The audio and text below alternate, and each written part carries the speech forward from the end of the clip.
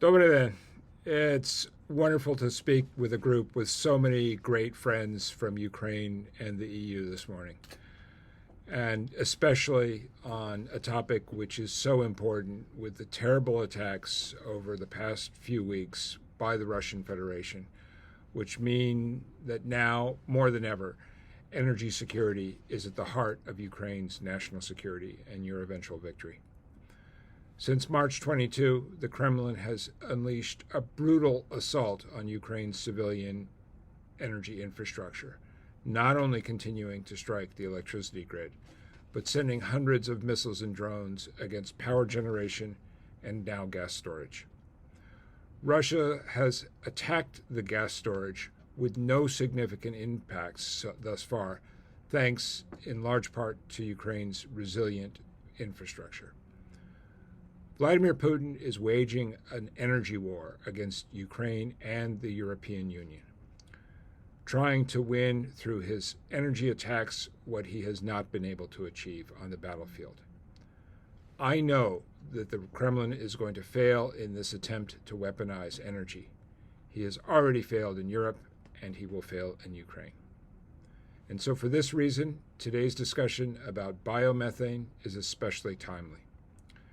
Ukraine has been planning for years to modernize its energy system, to create a cleaner, greener, more efficient, and more decentralized system fully aligned with European standards. This modern system will also strengthen Ukraine's energy security and make it less vulnerable to future Russian attacks.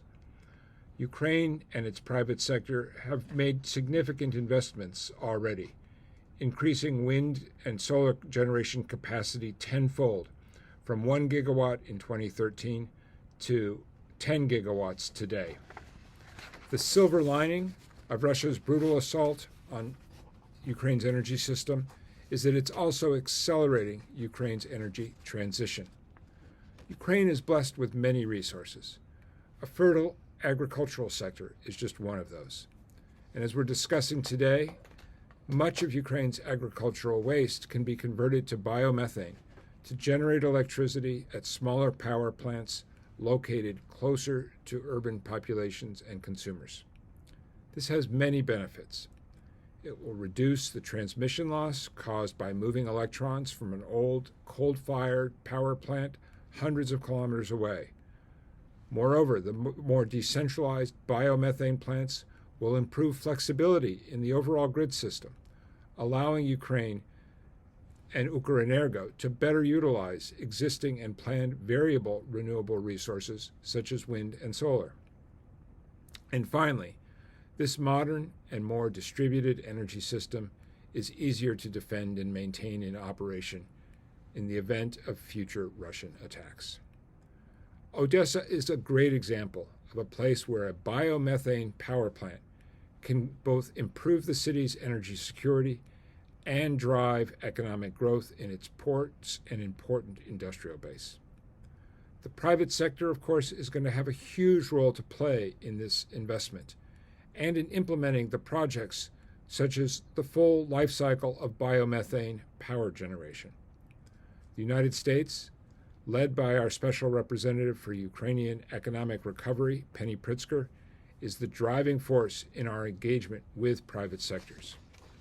We continue to work with our Ukrainian partners, also to advance reforms and market liberalization to improve the attractiveness of the energy sector to foreign investors.